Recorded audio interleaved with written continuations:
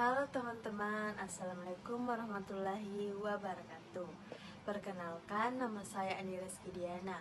Kali ini saya akan membahas salah satu buku Marvin Harris yang berjudul Sapi, Babi, Peran, dan Tukang Sihir, di mana Marvin Harris ini adalah seorang antropolog asal Amerika Serikat. Ia lahir di Brooklyn, kota New York City. Nah, kelahirannya dia itu pada tanggal 18 Agustus 1927.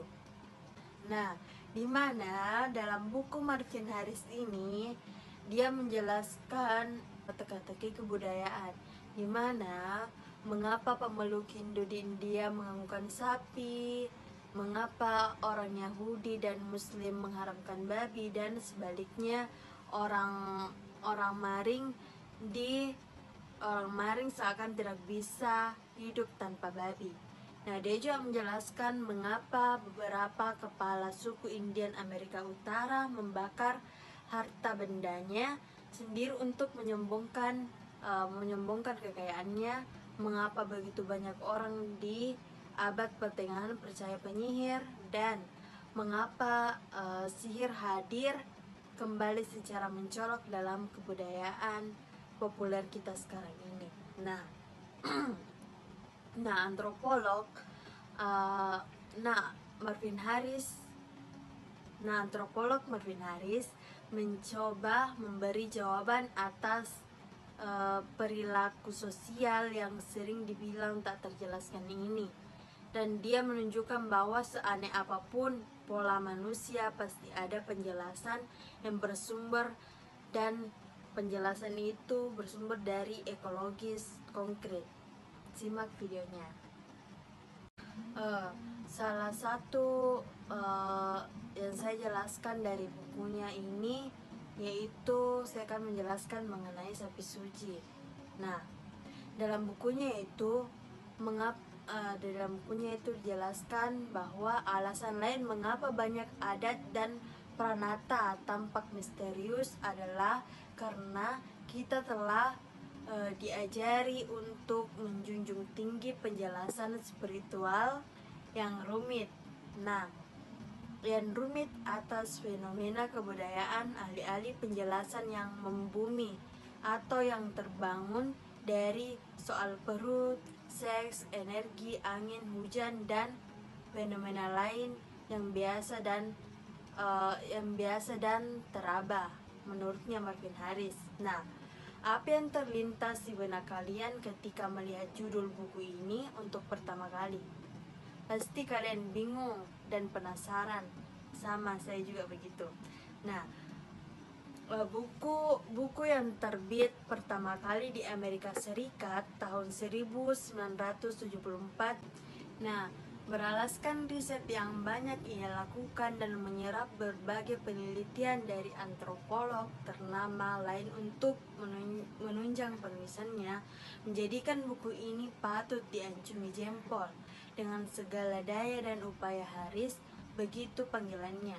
Nah, pada bab pertama kita diajak untuk menyelami penasaran kita ihwal sapi yang dijadikan hewan suci oleh rakyat India, sehingga menjadikannya tabu jika memakan hewan tersebut.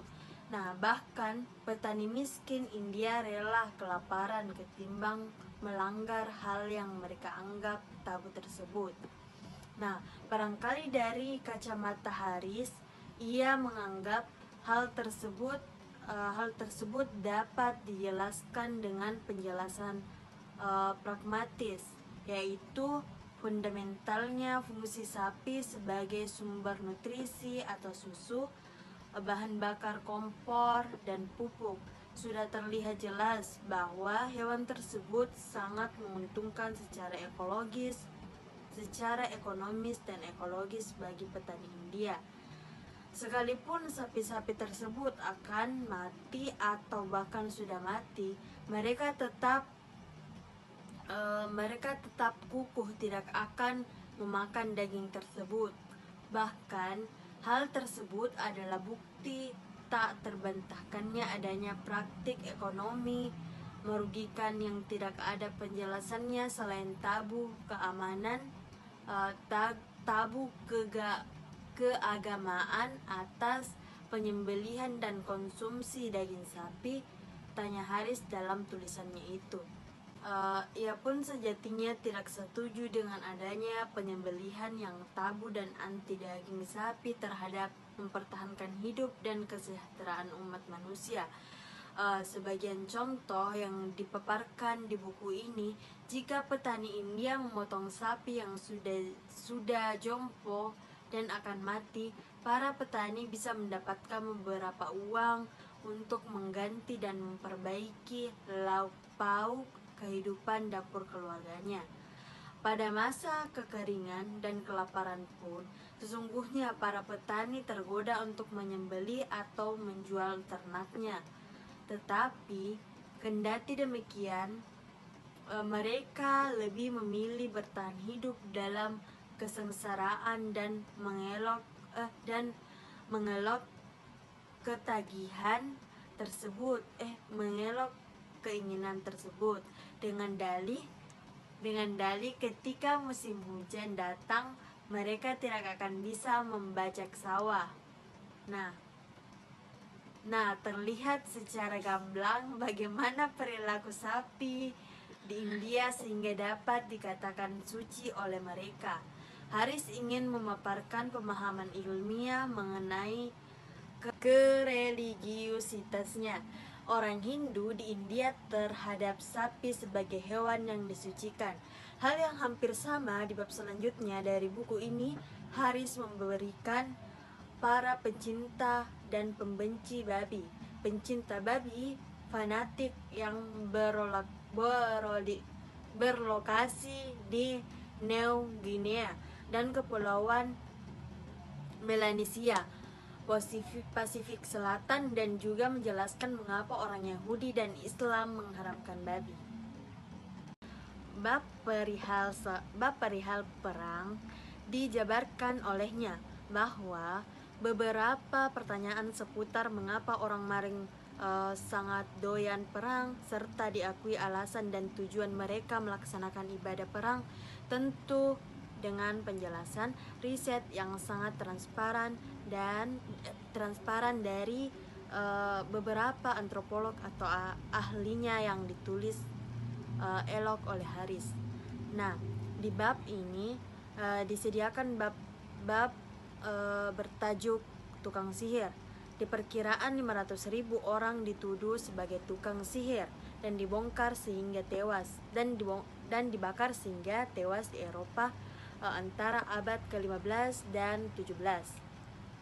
Di mana dalam bab ini banyak terungkap praktik-praktik otoriternya pemerintahan Eropa kala itu terhadap rakyat yang jelata terutama. Nah, dikarenakan sebagai para rakyat elit terlindungi oleh jabatan. Nah, rakyat jelata Eropa ini yang dituduh tersebut dipaksa mengaku telah bekerja sama atau bersetubuh dengan setan sebagai suatu perjanjian yang pada dasarnya mereka tidak lakukan. Nah, pemerintah atau antek-antek pemerintah tepatnya mendesak bahkan menyiksa rakyat tersebut dengan berbagai cara yang tidak manusiawi, seperti digantung terbalik, kaki di atas kepala dibawa sembari tangannya diikat. Alhasil, mereka terpaksa berbohong dengan mengiyakan tuduhan-tuduhan tersebut demi menyelamatkan dirinya dari siksa keji. Nah, bahkan selain disiksa pun mereka harus membayar untuk jasa para penyelidik dan sudah terlihat jelas bahwa penyelidik adalah orang-orang bagian dari pemerintahan. Nah, Marvin Harris ingin memaparkan bahwa kekuasaan dan uang bisa dengan mudah melegitimasi sesuatu untuk melakukan hal yang kita anggap keji, namun bagi mereka tidak. Nah, Buku ini banyak menggunakan kata yang jarang kita pakai sehari-hari. Biasanya bisa kita jumpai di jurnal atau tulisan riset, sehingga membuat pembaca harus mikir dua kali untuk memahami kata tersebut. Sembari membuka KBBI, alih-alih membingungkan hal tersebut, justru malah menambah esensi, nilai, dan mutu buku ini. Ditambah banyaknya data yang diambil dari riset para antropolog terkenal yang sudah jelas kecakapannya di dunia antropolog kajian budaya. Nah, di mana Harris pun selalu memberikan kesimpulan singkat sebelum suatu bab berakhir sebagai gambaran kesimpulan keseluruhan yang akan diimajinasikan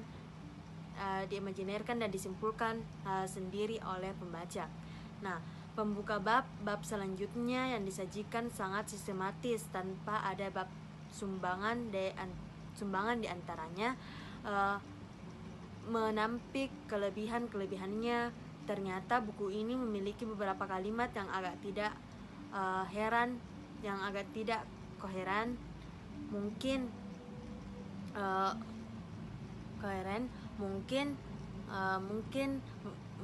Mungkin karena buku ini adalah buku terjemahan, tetapi tetap saja sang penerjemah buku ini sangat luas dalam mengartikan kalimat per kalimat.